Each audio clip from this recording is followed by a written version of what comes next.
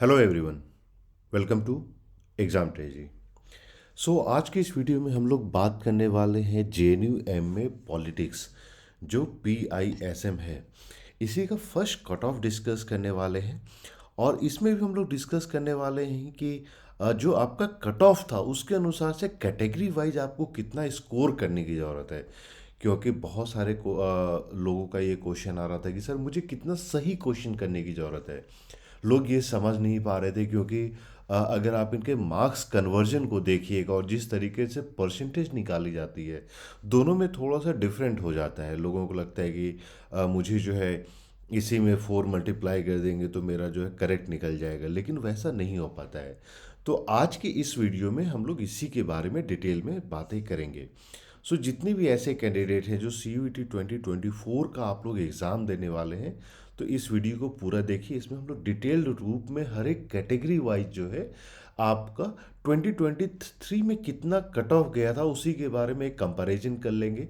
और आपको एक अंडरस्टैंडिंग मिल जाएगी कि आउट ऑफ 75 जो क्वेश्चंस पूछे जाते हैं इसमें आपको कितना सही करने की ज़रूरत है। जितने भी कैंडिडेट ऐसे हैं जो फर्स्ट टाइम एग्ज़ाम ट्रेजी के वीडियो को देख रहे हैं, तो प्लीज़ चैनल को सब्सक्राइब कर लें और नोटिफिकेशन बेल भी दबा लें, सो दैट आपको सारा अपडेट मिलता रहे। इसके साथ ही एग्ज़ाम ट्रेजी की तरफ से online classes, study material, question bank, test series सब कुछ प्रोवाइड की जाती है। तो उसके लिए आपको कॉल या मैसेज करना होता नंबर 8448878849। आज की इस वीडियो में जो ये चीज़ जो दी जाती है 56, ये आपका रैंक होता है। जो ओपन कैटेगरी रैंक, जो लास्ट कैंडिडेट का जो मार्क्स होता है उसके उसका जो है रैंक होता है। तो सबसे पहले अगर हम लोग देखते हैं तो जो जनरल कैटेगरी का है, सबसे पहले यहाँ पे हम लोग सबको नोट डाउन कर लेते हैं। तो जनरल कैटेगरी का जो फर्स्ट कट ऑफ मार्क्स था वो था 70.667। जो उसके बाद ये शायद मेरे हिसाब से शेड्यूल कास्ट है। यस। शेड्यूल कास्ट की अगर हम लोग मार्क्स की बात करते हैं SC की, तो SC का जो परसेंटेज मार्क्स था वो 56.667। अब देखिए इसमें क्या है कि बहुत सारे लोग बोलते हैं कि सर मेरा तो 300 में 100 मार्क्स आ गया था, तो JNU में एडमिशन क्यों नहीं मिल पाया। तो ये आप लोग इसको थोड़ा सा ध्यान से देखिए। फिर शेड्यूल ट्राइब का जो मार्क्स है वो है 53। फिर आपका जो ये है PWD कैंडिडेट। PWD कैंडिडेट का है 52.667। फिर आ जाता है OBC। OBC का मार्क्स जो है वो है 62.667। और आपका जो है ये लास्ट हो जाता है आपका EWS कैटेगरी। EWS कैटेगरी की अगर हम लोग मार्क्स की बात करें तो 64। अब देखिए एक चीज़ जो आप लोग को ध्यान में रखने वाली बात है कि ये सारे जो आपके मार्क्स हैं ये परसेंटेज हैं। यानी कि ये आउट ऑफ 300 आपने कितना स्कोर किया है वो परसेंटेज है। अगर हम लोग बात करते हैं, जैसे कि आप लोग को पता होगा CUET का जो एग्ज़ाम है ये 2 पार्ट में होता है। पार्ट ए में 25 क्वेश्चंस होते हैं 75 100 मार्क्स के, और पार्ट बी में 75 क्वेश्चंस होते हैं 300 मार्क्स के। तो JNU से पार्ट बी के स्कोर को, जिसको हम लोग डोमेन भी बोलते हैं, उसी के मार्क्स के बेसिस पे एडमिशन देता है।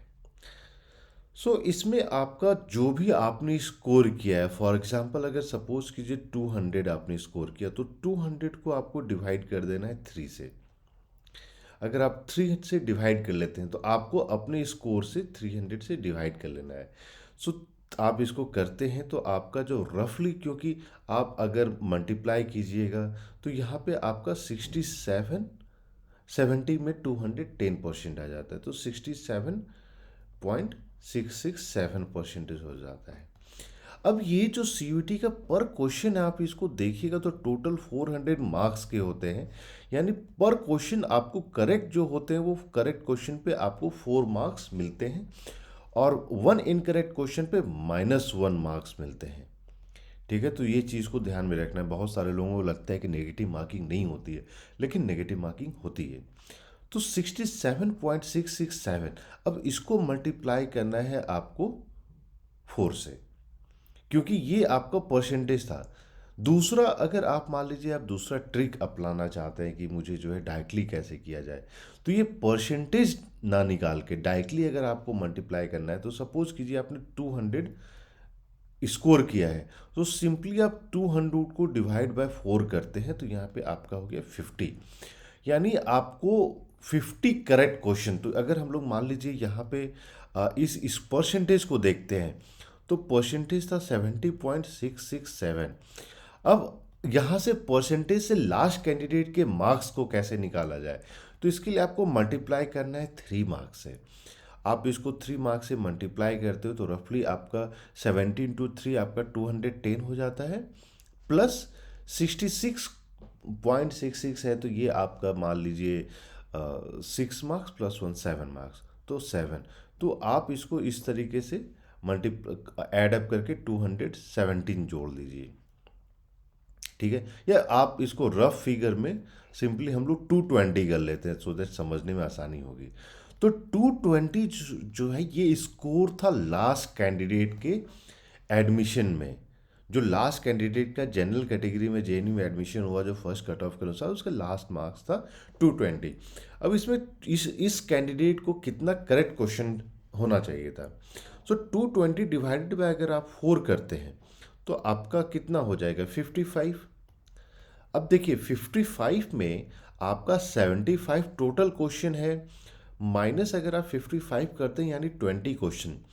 अब देखिए 20 क्वेश्चन ऐसा नहीं है कि अगर आपने, क्योंकि अगर 20 क्वेश्चन में आपने कोई भी क्वेश्चन नेगेटिव किया है तो उसका नेगेटिव मार्क्स भी होना है। यानी ये 55 क्वेश्चन जो है, यानी ये 55 क्वेश्चन आपका आफ्टर नेगेटिव मार्किंग करेक्ट होना चाहिए। सो 20 क्वेश्चन में अगर आप मान लीजिए 16 क्वेश्चन गलत कर देते हैं और एक क्वेश्चन करेक्ट करते हैं, तो आप देखिएगा इसमें कि आपके 16 क्वेश्चन करेक्ट रॉन्ग करने के -16 मार्क्स हो जाते हैं। तो वो चीज़ भी आपको देखना है, ऐसा नहीं है कि आपको 55 करेक्ट करने से हो जाएगा आउट ऑफ 75, नहीं। तो आप यहाँ पे इन टर्म्स ऑफ अगर हम लोग ले के चलते हैं कि कितना इनकरेक्ट होना चाहिए, सो मान लीजिए आप 3 क्वेश्चन और बढ़ा दीजिए, अगर 12 इनकरेक्ट होता है और साथ में 55 प्लस आप मान लीजिए 3, टोटल क्वेश्चन आपका 20 होता है। सो आप इस तरीके से, किस तरीके से आप जो है 20 को डिवाइड कर सकते हैं नेगेटिव मार्किंग में और प्लस करेक्ट क्वेश्चन में, सो दैट कि ये आपका ये पॉइंट वाला जो है बैलेंस हो जाए। सो 20 आपके करेक्ट क्वेश्चन है ना, और पर क्वेश्चन आपके 4 मार्क्स मिलते हैं।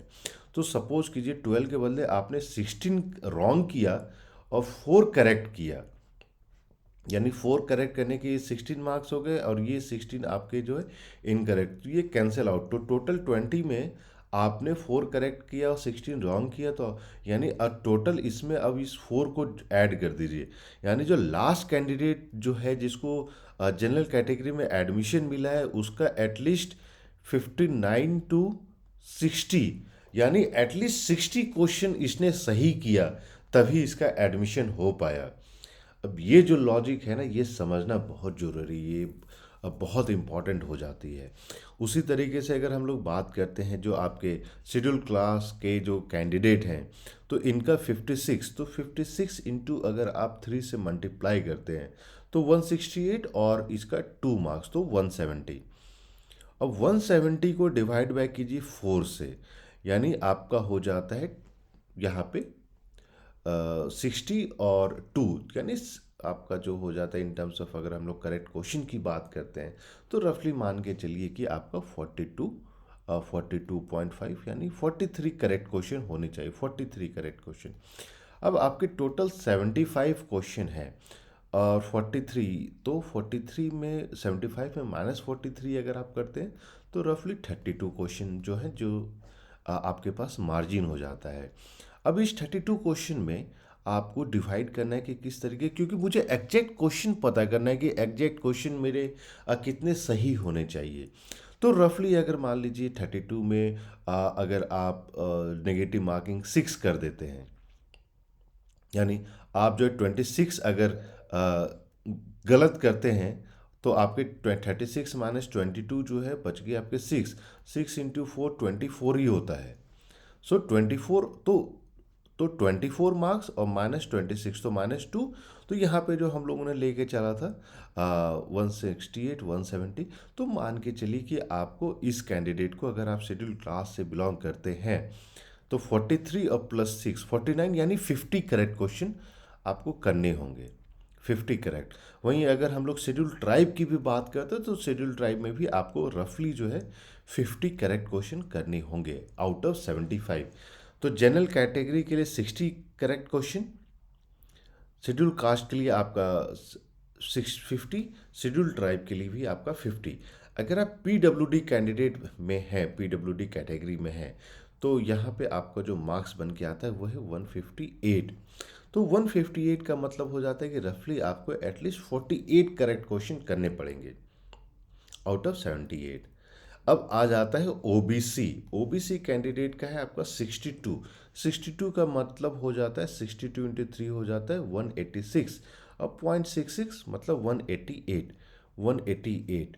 तो 188 डिवाइडेड बाय अगर आप 4 करते हैं, तो ये आपका जो हो जाता है, ये आपका हो जाता है 47। 188 का अगर आप डिवाइडेड बाय 4 करते हैं, तो 4 4 16, और ये आपका 4 इंटू 7 28, तो 188। अब 40, यानी आपके पास अब -47 में अगर आप 75 जो आपका टोटल नंबर ऑफ क्वेश्चन हो जाता है, तो यानी आपके पास 28 क्वेश्चन है। अब इस 28 को कैसे डिवाइड किया जाए कि आपका नेगेटिव मार्किंग कैंसिल आउट हो जाए। सो यहाँ पे अगर आप मान लीजिए 13, जैसे 28 है ना, सो अगर आप यहाँ पे 5 भी लेके चलते हैं या 6 भी लेके चलते हैं, तो 6 इंटू 4 इजक्वल टू 24, यानी 6 माइनस कर दे 28 में, तो आपको 22। सो यहाँ पे आपको नेगेटिव मार्किंग में +2 का इजाफा हो जाता है, यानी +6, तो 47 और प्लस 6 53, यानी ओबीसी कैंडिडेट को आपको एटलीस्ट 53 क्वेश्चन जो है करेक्ट करने होंगे 50। सो आप मान के चलिए 53 तो 55, जितने ऐसे ओबीसी कैंडिडेट था जिनका टोटल 75 में 55 करेक्ट क्वेश्चन था, उनका एडमिशन हो गया है। ईडब्ल्यूएस का जो कट ऑफ मार्क्स है 64, तो 64 इंटू अगर हम लोग 3 करते हैं, सो 192। 192 डिवाइडेड बाय अगर आप 4 करते हैं, तो ये आपका रफली हो जाता है 54 क्वेश्चन, सॉरी 58 क्वेश्चन, ठीक है, सॉरी नहीं 58 नहीं 48 क्वेश्चन, सॉरी 48 क्वेश्चन। तो एक क्वेश्चन का आपका जो है डिफरेंस हो जाता है। सो इस तरीके से जो है आप अपना निकाल सकते हैं इन टर्म्स ऑफ। अब जैसे यहाँ पे भी 48 है, तो इसमें भी आप मान के चलिए कि एक दो क्वेश्चन और बढ़ा दीजिए, तो 55 टू 56 अगर आपका, आप अगर ओ ईडब्ल्यूएस कैटेगरी में हैं, तो इतने पे एडमिशन मिल जाएगा। सो एक बार फिर से इसको रिवाइज कर लेते हैं। जनरल कैटेगरी के लिए आपको जो है एटलीस्ट 60 सही क्वेश्चन करने होंगे। SC ST दोनों का अगर हम लोग बात करें, तो एटलीस्ट आपका 50 क्वेश्चन सही होना चाहिए। अगर हम लोग बात करते हैं PWD का, तो आपको 48 क्वेश्चन भी सही होता है आउट ऑफ 75, तो एडमिशन मिल जाएगा। ओबीसी और ईडब्ल्यूएस दोनों मिला के अगर हम लोग बात करें, तो 55 क्वेश्चन जिनका सही था out of 75 including negative marking, तो उनको एडमिशन मिल गया है। सो आप देख सकते हैं कि अगर आप जनरल कैटेगरी में हैं, तो कितना ज़्यादा कंपटीशन हो जाता है कि आपको 75 में जो है at least 60 question at any cost सही करने ही होते हैं। ईडब्ल्यूएस ओबीसी कैंडिडेट को आपके पास सिर्फ 20 ऐसे क्वेश्चंस हैं जिसको आप लीव कर सकते हैं। अब देखिए, इसमें हम लोगों ने एक चीज़ लेके चला है कि आपने सारे क्वेश्चंस को अटेम्प्ट किए हैं। अगर आप किसी क्वेश्चन को छोड़ देते हैं, तो उस केस में भी आप नंबर ऑफ क्वेश्चंस को कम कर सकते हैं जो करेक्ट होने चाहिए, लेकिन मान के चल रहे हैं कि हाँ ठीक है, आप नियर अबाउट आंसर में हैं, तो आप अटेम्प्ट करना चाहिएगा। सो अगर ये वीडियो पसंद आए तो प्लीज़ लाइक करें, और एग्ज़ाम ट्रेजी की तरफ से जो classes, study material, question bank, test series, previous papers सब कुछ प्रोवाइड की जाती है, उसके एक्सेस के लिए आपको 8448878849 पे कॉल या मैसेज करना है, and will be sharing all the details.